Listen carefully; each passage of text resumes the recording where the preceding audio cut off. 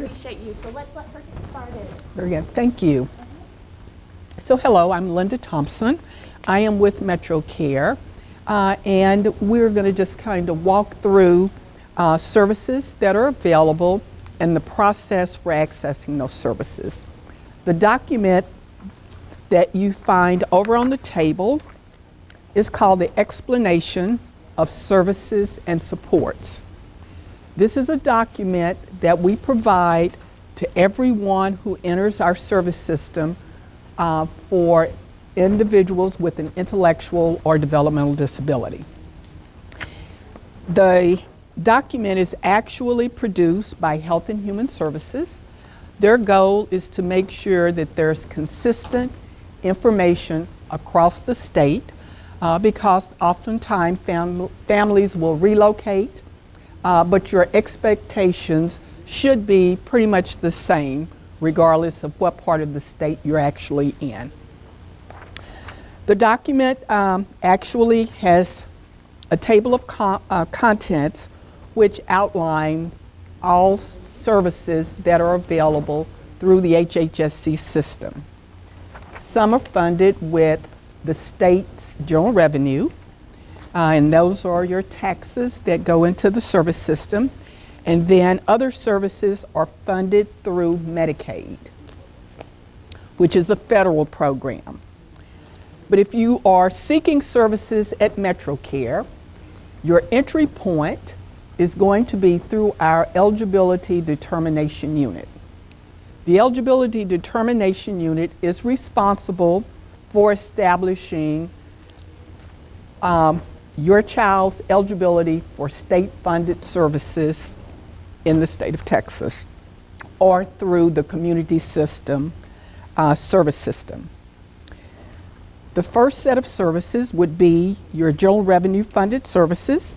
And if you look on page 4, you will see the actual eligibility criteria. So first of all, you must have a diagnosis of an intellectual disability, which is based on your child's IQ, adaptive behavior level, and that diagnosis must be in place prior to the 18th birthday. Okay. So it's essential that there's testing that is completed before your child turns 18 so that the eligibility is established. The next criteria is that the person can have a diagnosis of autism spectrum disorder.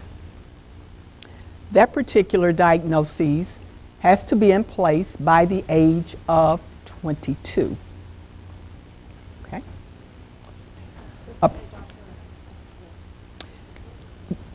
Typically it's a physician, but if the school has given the diagnosis, that's acceptable as well. Okay. The person can be in a nursing facility and has been determined to be eligible for specialized services as a person with an intellectual disability or mental illness. This program you will hear referred to as PASSAR, and it's just a pre-admission screening process that, number one, establishes that you are a person with a disability of intellectual and developmental disability or mental illness, and you are eligible for that particular service, or you have eligibility through the Early Childhood Intervention Program, which most people refer to as ECI. Typically, when you come through Metrocare, you can either give us a phone call, and if you look at your little sheet that says Accessing Intellectual and Developmental Disability Services, it tells you, number one, it describes local intellectual, developmental, and disability authority. And the acronym is called LIDA. And a lot of times you'll hear a lot of the community centers referenced as the letter.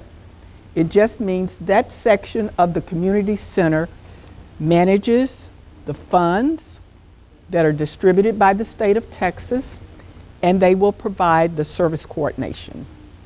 And the service coordination means you have an individual staff person assigned to your family member who will help you navigate the service system. So briefly, number 2 just gives a high-level description of the services that are available, talks about the population, but how to contact is the information that you would want to have. We have our phone number and we have an email. Okay? So you can call us. Typically, you'll probably get a message. The staff tends to be consistently busy, so you'll leave your name and contact number. They will get back with you within 48 hours. Or you can send through the email, IDD@Metrocare Services. Then the director of the program manages those emails, and she will then pass your information to one of our 2 intake staff, and they will follow up with you. Okay? So that's the first step for connecting. When you talk to them, they're going to ask you some information, basically demographic, name, age, address, date of birth, that kind of thing. They're going to ask you if you have a copy of your individual, your full and individual evaluation, which they'll reference as the FIE. They're going to ask you for a copy of that or any records that you have available. Okay.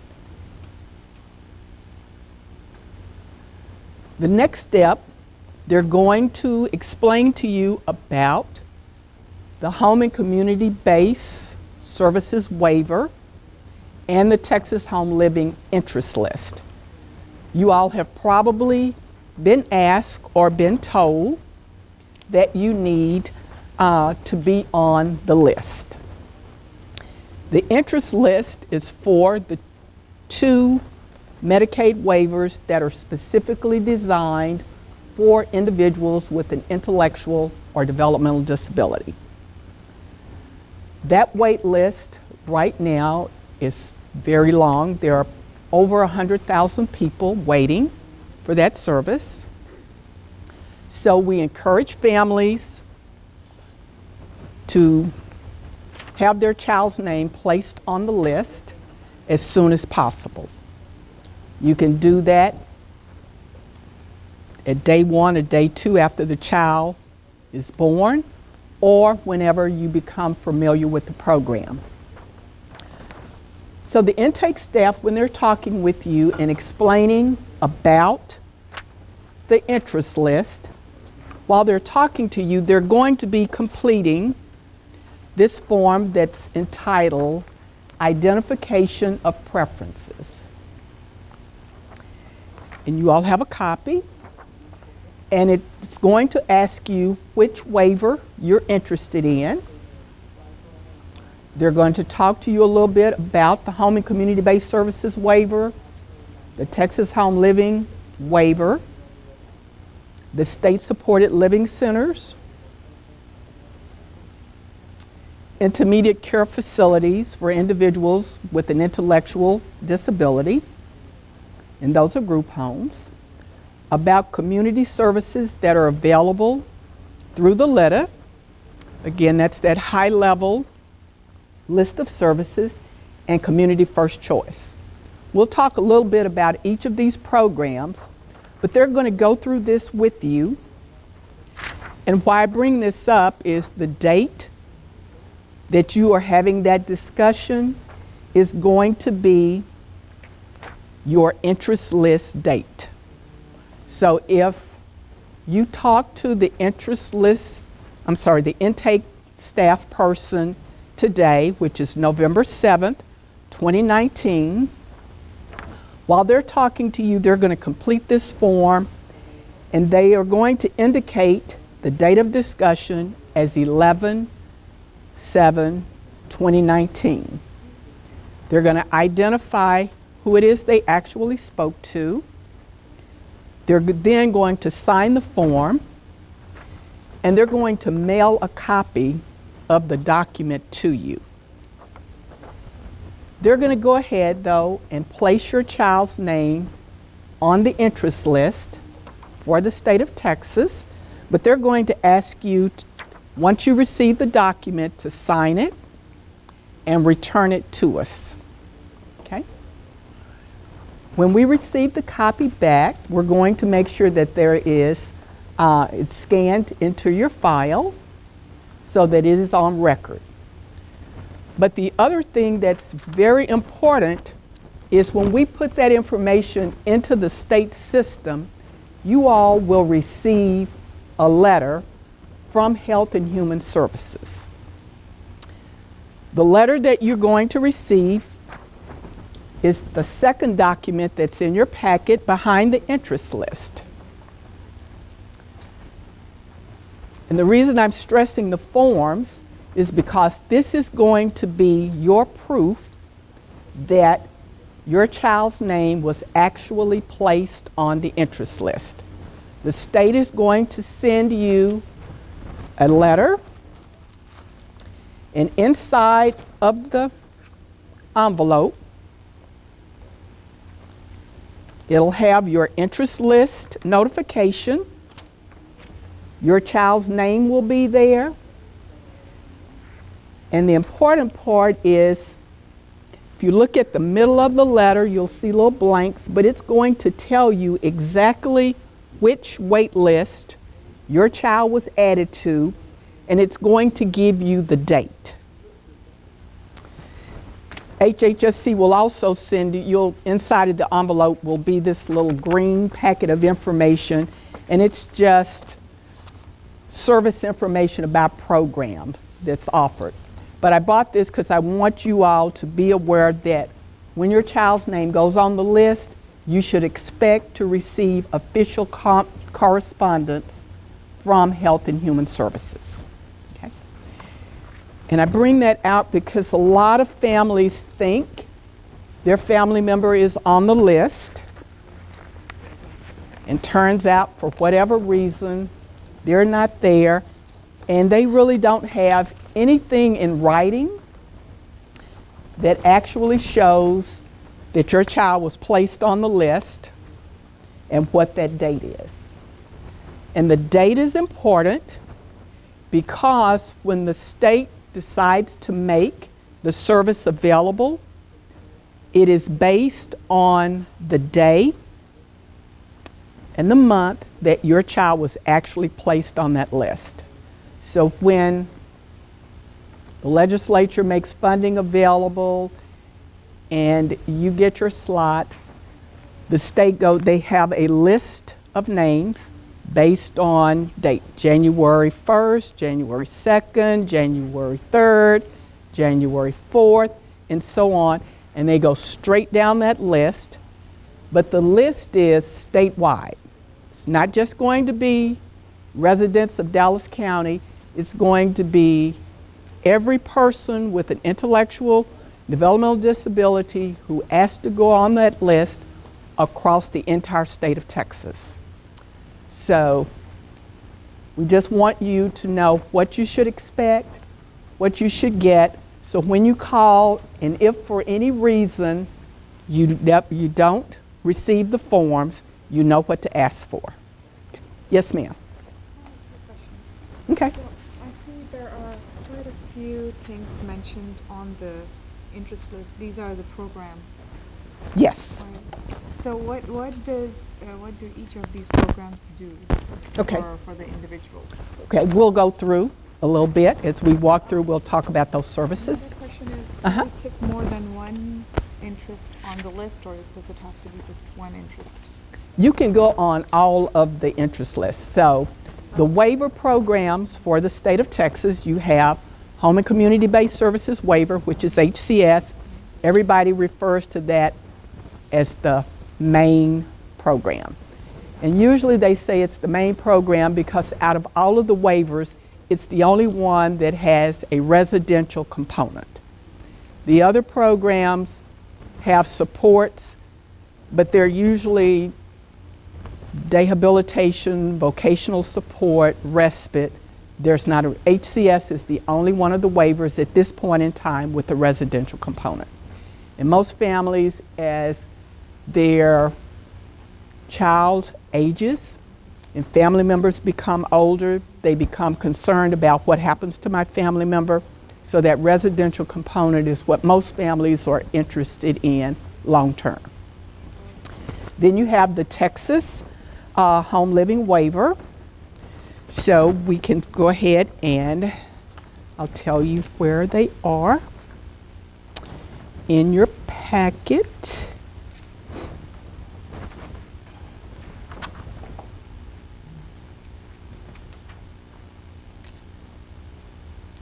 So it starts on page 11. And so there's a description of the Home and Community-Based Services Program. Talks about the service array. The next waiver is the Texas Home Living Program. It's on the next. Gives you a high-level overview and the services that are available through that particular program. Then there's the Community Living Assistance and Supports Program. You all may know that by class. And class is typically for individuals who have a related condition and usually physical disabilities, but the program is also available to individuals with an intellectual and developmental disability. Then there's the Deaf Blind with Multiple Disabilities Program. So those are the primary waivers that are available. The Texas Home Living and the Home and Community-Based Services waivers are managed by Metrocare for Dallas County, the other community centers if you live in different other parts of the state. What happens if somebody moves from Texas? As long as you're in the state of Texas, your child's name stays on the list. And say, for instance, you move from Dallas County to Harris County. When you move, Metrocare notifies our sister center in Harris County, and it's a process called transferring your interest list status. So you would move off of the interest list for Dallas County, you would go on the Harris County list, your number remains the same, nothing changes other than your county of residence, okay?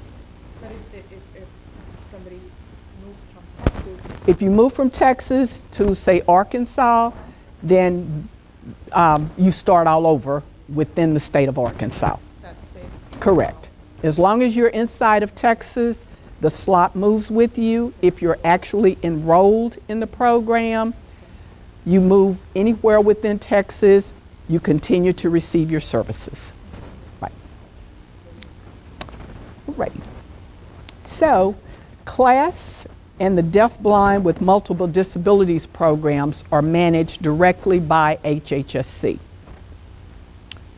So, Home and Community-Based Services, Texas Home Living, managed by the local community center. And for Dallas County, that's Metrocare. When you're on that list, we have a staff person that will contact you every 2 years. They're going to call, they're going to verify your current address, your phone number, your continued interest in staying on the list. Okay? That information is updated in the state system so that at any point in time when a slot becomes available, we're able to contact you about that slot. Because as you know, with everything, it has time frames, and so you have to respond within the time frame. But we want to always make sure We have the most current and accurate information so that any point in time we're able to reach you. Okay? Alrighty, so those are the forms around the interest list. And I usually talk about those first because that tends to be what most families are interested in, and usually there's a lot of push to make sure you're on that list. Right now, this last legislative session, the state made funding available, which is a good thing, for people on that statewide list. And so we're currently offering the opportunity to enroll into the program, but we're just at 2004 for people who went on the list in 2004. Right now, we're in November 2019. And so gives you a little bit of sense of how long it's taking for people or that service to become available. So during the interim, while you're waiting, Metrocare has what they call general revenue funding, and there's an array of services that the state has authorized Metrocare to make available to residents of Dallas County. So if you start looking on page 6, you'll see at the very top of the page, you see service coordination. So every person who comes into our system has a service coordinator assigned to them to help them navigate the system. Once the service coordinator is assigned, then they're going to be explaining to you the services that are available, and it starts with the community support, and you'll see the definition there, the respite services, employment assistance, supported employment, nursing, behavioral supports, specialized therapies, and specialized therapies are considered as assessment and treatment by a licensed or certified professional in social work, counseling, occupational therapy, physical therapy, speech and language therapy, audiological services, dietary and behavioral that's provided, and training and consulting with the family members. So they will offer some parent training as well. There's vocational training and rehabilitation. So that's the service array. But because Texas doesn't make enough funding available to service everyone who comes into the front door, we've set up what's called a benefit plan. So individuals entering services within Dallas County, your benefit plan is approximately $3,500 a year, but we allow you to select out of the array what service you feel is most important for your family member at the time. Okay? So when you come in, you meet with your service coordinator. You'll decide if you feel like, I need respite right now. We need some relief. That's what we want to use. Or you decide, we need skills training. We think that's the most important thing. So just based on the needs of your family and your family member, you decide then how you spend those dollars. Okay? And then we provide what is called a service authorization, typically for 1 year for like the respite, the rehabilitation, the community support services. If you decide you need the specialized services, then those authorizations are going to be for a 6-month period. Dollar amount is the same, but we tend to split it out because you'll be in service for about 6 months. The therapist that's working with you will decide along with you whether or not your child continues to need service. If they continue to need service, then we'll reauthorize another 6 months. But the state asks that we evaluate those specialized therapies every 6 months. Okay. Any questions? Okay. Another benefit that is available is called Medicaid Community First Choice Services. That benefit has been around now about 4 years. For individuals with an intellectual and developmental disability, Metrocare will complete the evaluation and the adaptive behavior or level of care for your family member, and then we send that information to the managed care company, because the managed care companies actually run the community. They're responsible for community first choice. So Texas has elected to use managed care companies to help offset some of the cost. And so for community first choice, the managed care companies that we work with are Molina, Superior, AmeriGroup, Children's. If you happen to have the CHIP benefit, then that goes through Parkland. But we work in conjunction with the managed care company to establish the eligibility for individuals with an intellectual and developmental disability.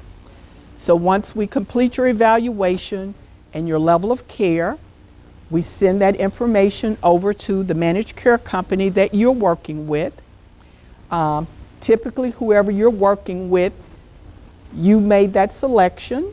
If you elected not to make the selection, then the state made the determination for you. And that's usually if your child has Medicaid. Okay? You have to have Medicaid in order to qualify for the Community First Choice Services program. The array of services that are available through that particular program are listed.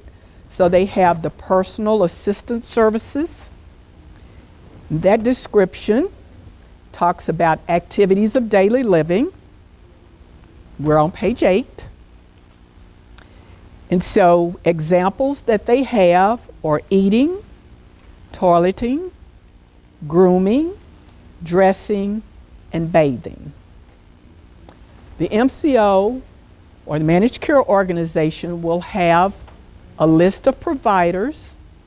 So once Metrocare sends over your information regarding your eligibility, then the managed care company is going to send you a list of providers. You will then select the provider on that list to be the actual company that comes into your home to deliver that service. Okay? But like with all of the services, they will have a planning meeting that will include you, your child, your service coordinator, and then the care coordinator from the managed care company. Together, you all are going to sit down and talk about the services and exactly which of the daily living skills you're going to be working with, and then they will develop what they call your individual service plan. Okay?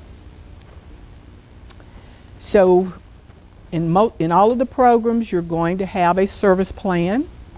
When you work with the managed care companies, it's an individual service plan. When you're over with the LITA, it's a person directed plan. But at the end of the day, they're all service plans. And it talks about the plan should identify the type and amount of services that you should expect to receive while you're working with those programs. Okay? The other service that's available through Community First Choice is what they call habilitation. And so the Community First Choice habilitation deals with the acquisition, maintenance, and enhancements of skills. Again, it all gets back to activities of daily living to help your family member maneuver through the community or independently at your home. Okay. Then there's what they call CFC support management. And that basically is the two services that we just talked about, but you as the family member, you are the person that manages, or you are the employee, or the employer, I should say, for those services. So rather than you selecting company A or company B from their list, you as the family member can decide, I want to hire whoever the person is that I want to be able to deliver that service. So they have what they call support management, who works with you, and their job is to teach you how to select, hire, and or dismiss attendants that you hire to work with your family member. Okay. And then the last service that's available through Community First Choice is the emergency response system. And it's pretty much just what it says, and you all may be familiar with that if you've had an older family member or relative, that they have the little emergency response that you can wear, and you press the little button if you get into trouble or whatever. So they make that available as well through this particular program. Okay. Any questions at this point? Yes, ma'am. You said the waiting list is they're working on 2004. Mm-hmm. More 2019. So how long can you stay on the list? And once you're an adult, is it? You can stay on the list as long as there is a list. As long as, remember I said how we're going to contact you every other year? So as long as we can contact you, you're going to be on that list unless you ask to be removed, you move out of state, or somebody passes away, your name will continue to be on that list. So you can go from a child to an adult. Correct. Services and stuff. Correct. If they've not made the service available to you, you continue to be on that list. Okay? Now, if your name or you're offered the opportunity to enroll in the program, and one of the criteria for eligibility is that you have to have Medicaid. If, when they offer you the service, you don't have Medicaid, someone will help you with the application process for Medicaid. If Medicaid, for whatever reason, determines that your family member is not eligible at this point in time and they send you a letter, then you will not be able to enroll, but we can put your name back on the list. Because once they make the service available to you, then they remove your name because they are offering you the opportunity to enroll in the program. Okay? If you decline the opportunity to enroll, say because you're in another waiver, you're in class, or you have Star Plus, or you just decide right now we don't need the service, and you decline, your name comes off, but the same day that you decline, we can provide you with another identification of preferences form. We recomplete it and we can put you back on the list. Okay? But no, you're always there. So the next service that's available is what they call Medicaid ICF IDD. And that acronym is Intermediate Care Facilities for individuals with an intellectual disability or related condition. And these are group homes. They're primarily 6 beds, There are a few 15 beds. At one point in time, there were 100-bed facilities. They were actually nursing homes that were converted into large group homes. And they operated for several years. The state of Texas decided they didn't want to operate large institutions, so they started a process to move individuals into smaller, more home-like settings. So there's been an effort over the last few years to close all facilities that were larger than 15 beds. And so a lot of individuals had the opportunity, or the owners, I should say, of the ICF-MR facilities converted some of those facilities into, or the beds into home and community base, or HCS. So right now when we say ICF IDD programs, we're talking about 6-bed group homes pretty much across the state of Texas. They're primarily adults. There are a handful of programs that will consider teenagers. The state of Texas has a philosophy that kids need to be in home settings, so they've really discouraged residential out-of-home congregate living for kids if they can avoid it. There are a few kids that are in residential treatment, but they're just not a lot. So most of the ICF IDD programs are primarily for adults, at least 18 and up. And they're across the state of Texas. But it's an option. Yes, ma'am. Are these the ones, the group homes where, when you say 6 beds, like a 3-bedroom with 2 beds in each room? Yes. Is that what it is? Yes, ma'am. Do you have a care manager or something like that? They call them QIDPs, qualified individuals qualified professionals for intellectual disabilities. How successful is that? For some people, it's very successful. We have individuals who have been in those programs 20 and 25 years and stuff. And it's their home and stuff.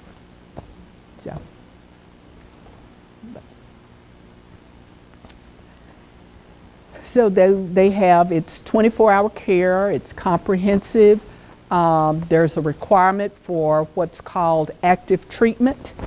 If you're in an ICF IDD, and active treatment means that your service plan indicates that you have a job, you're going to workshop, you're going to day hab, but you're doing something at least 6 hours a day to increase and enhance whatever your skill level happens to be, kind of thing.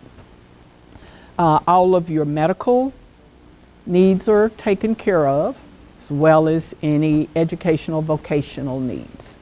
Most of the few facilities that they have for children tend to be in the Houston area, but if those facilities work with the local school districts, so the kids go to school during the day, and then once they graduate, they transition either into employment, supported employment, or whatever is on that person's plan of care. Kind of thing. The other program is the State Supported Living Center. Years back, they called it State Schools. The State Supported Living Center for this particular area is Denton. You will see that there are 13 locations across the state of Texas. 2 of the programs tend to be specialty. Meher State Supported Living Center, their population tends to be made up of male offenders. So if you have an individual who's in trouble with the law, has been through detention center, or if they've been arrested, they have major criminal charges, but the person is not appropriate for the prison population, that person usually ends up at Meharry. If it's a female, they end up at San Angelo. The Denton State Supported Living Center, their specialty is complex medical issues. So the state, over the years, they've identified certain populations for each of the state supported living centers, and so they gear that to whatever's going on with the person. State supported living center is considered typically one of the most restrictive settings. So families are usually encouraged to look for other alternatives and to use state supported living centers as, like I say, the last alternative, or, you know, the medical needs and or behavioral needs are such that it's just really difficult to manage that person in the natural home setting, and so we would begin to look at that as an option.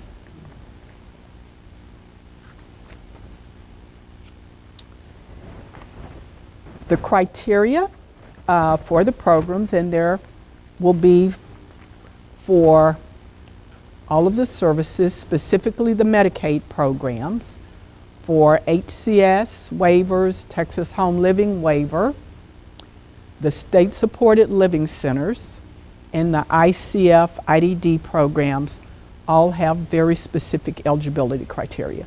So number one, you have to have Medicaid. If you're looking to enroll in home and community-based waiver or Texas Home Living, the IQ has to be below 75, and then the individual's adaptive behavior level kicks in to be eligible for the program. So, and then for the intermediate care facilities, the IQ is 75 or below, and the adaptive behaviors have to be moderate or extreme. But you can qualify for one or the other with the ICF programs. With HCS, you have to meet both criteria. And I tend to say that so that families, as you go through the process, and when you come through the door and you get ready to enroll, we're going to make sure you have a copy with the explanations, and it talks about what the eligibility criteria is, because we really don't want families to be shocked, specifically those families with family members on the autism spectrum disorder. Even though you have the autism diagnoses, you still are going to need to qualify based on IQ and adaptive behavior level. Okay. Critical. So we just want families to know that going in. The residential options within the state, it's going to be the HCS program, State Supported Living Center, and the ICF system. Those are the programs with residential options to where Medicaid will cover the cost of the service. The other waivers, again, there are support services, but there's not a residential option for those particular programs.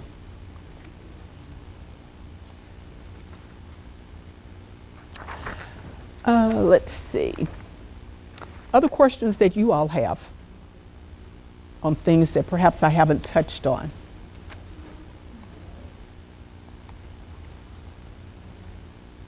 Okay. So one other thing that's very important, if you turn to page 14, and regardless of what service you're applying for, there are some questions or things to consider when you select a provider. The state makes this available because the provider directories are expansive. For instance, the Home in the Community-Based Waiver Program has over 100 providers in Dallas County that are certified. Your service coordinator is not going to be able to make any recommendations about a specific provider or anything about who's good, who's not good, who had, issues or that kind of thing. So the state's put together some things to consider. The same thing if you come through the front door and we make general revenue services available to you. We have a provider directory.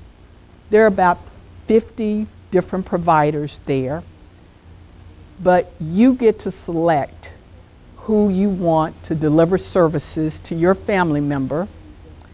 We are not allowed to make any recommendations or suggestions about providers. So we want to make sure then that you have information on things that you need to consider about who's taking care of your family member. The Texas Home Living Waiver Program class, you're going to get a directory that's just the names, address, of different providers, and then you're expected to decide. A lot of families are connected, and so they talk among each other, but pretty much you're on your own when you get ready to make a selection about who that provider is going to be. Okay? So just things to consider.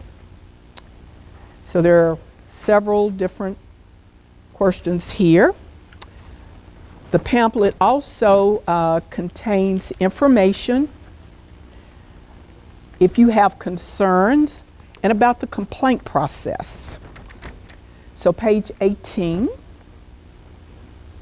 has a listing of the advocacy groups that will assist you, and or if you would like to make a complaint about your services, that information is available in the back for those programs as well.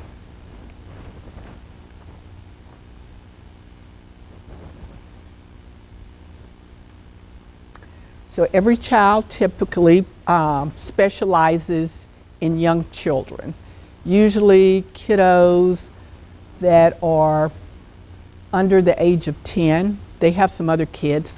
Texas has, or in the North Texas area, one nursing facility that specializes children with complex medical issues. And it's in Gladewater, Texas. But every child is there as an advocate. They work very hard, making sure that if they think a child would flourish and have a better opportunity in a community setting, then they work with the state on trying to make sure there's an HCS slot and that child is transitioned into the community. They attend art meetings. They advocate however they need to. For older adults, you have disability rights. They have different sections. They have school advocates. They have advocates for individuals in nursing facilities. They have advocates for people that are in waivers, but they work very diligently, making sure that the individual has appropriate services. Kind of thing. Other questions? Or areas that I've not covered that you all may be interested in, that's specific to your family member? Yes, ma'am. What about a person who has is more has more psychiatric issues versus IDD? yeah. Okay. How does So Metrocare has services specifically for kids with severe emotional disturbance. We serve kids who are dually diagnosed, who have emotional disturbance and IDD, and adults. We have locations for the east side of town. We serve children and adults at our Skillman location and at our Samuel Clinic. We have two buildings located on one campus. One specializes in child and adolescent services. Then across the parking lot, we have adult services. At our clinics, there's typically a pharmacy at each of the clinics. So if your child has a need for medication, then they can secure those services as well. If your family member is dually diagnosed, our prescribers will see you at any of our sites. At one point in time, we had a specialty clinic located over in the Mockingbird Stemmons area, but we dispersed that because a lot of families felt it was inconvenient depending on where they lived. So we opened up all of our clinics. And so if your family member has a need for services and they are dually diagnosed, both IDD, you can be seen at any of our mental health clinics, kind of thing. Yes, ma'am. if a child is not eligible for Medicaid, but once they turn, I don't know, is it 18, Yeah. the child qualifies on their own, They qualify on their own. right, And how income. long does it take for the Medicaid once they apply for? Do we need to apply for it now or once they turn 18? Once they turn 18. That's what. Mhm. You can apply now if you want to, but it's going to be based on the family's income. Okay. Right. Once the child turns 18, it's based on the child's income. Right. Mhm. Now, if you have the opportunity to enroll in one of the waivers, you're going to need to apply for Medicaid because you have to have the Medicaid to qualify for the program. But if they don't qualify for the Medicaid, then I'm not going to get the waiver. Is that how it works? That is correct.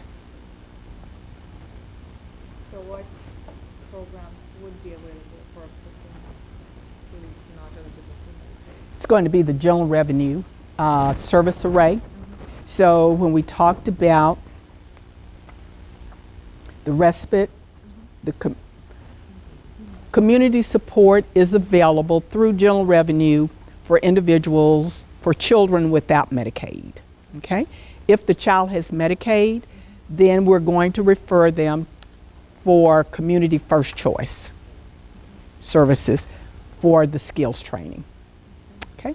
But if there's no Medicaid, then we use the general revenue for that. And that list that they need to be on, they would still need to be on it. Don't worry about your if you're not on the list, don't even think about your Medicaid status because there's going to be an extensive wait. You want to go on the list as soon as possible. Correct. Again, there are over 100,000 people waiting. Yeah. Not everyone on the list is going to qualify, so don't let the number frighten you. Yes. Things happen, people move out of state. They go into other programs.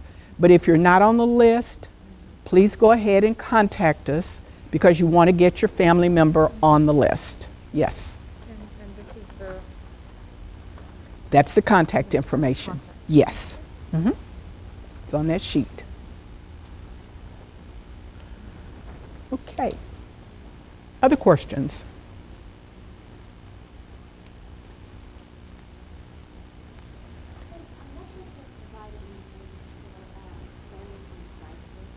Yes, we have crisis services.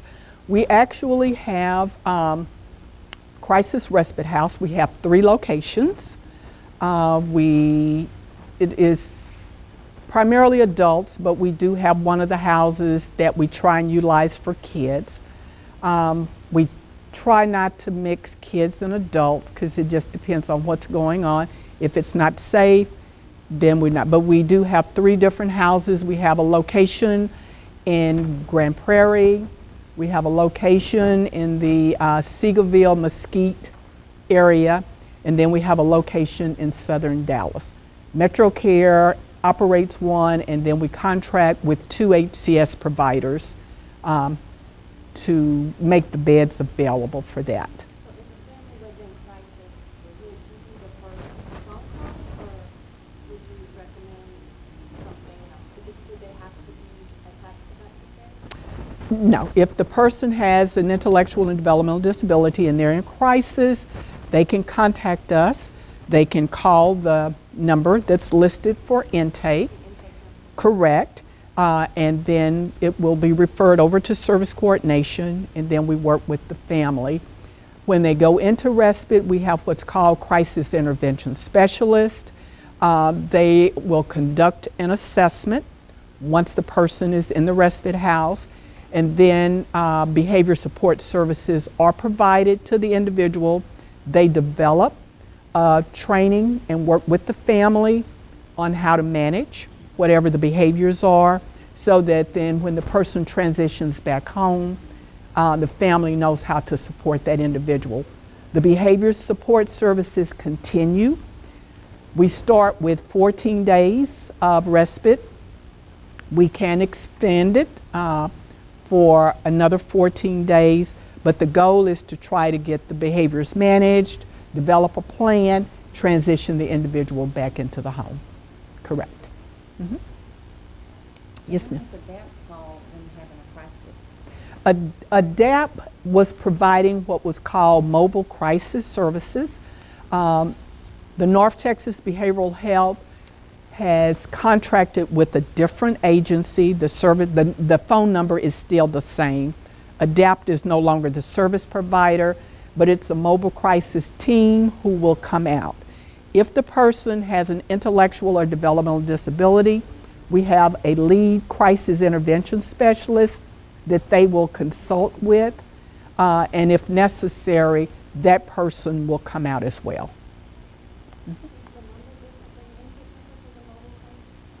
For the mobile crisis, yes, there is a 1-800 number. I'll have to get that because I didn't bring it. But if you're familiar with ADAPT crisis services, the number has not changed, yes. But I'll send that back. Is it on your website? It's on the website for the North Texas Behavioral Health Authority. Yeah, they're the mental health authority. Yeah, but we can send that back to you. Not a problem.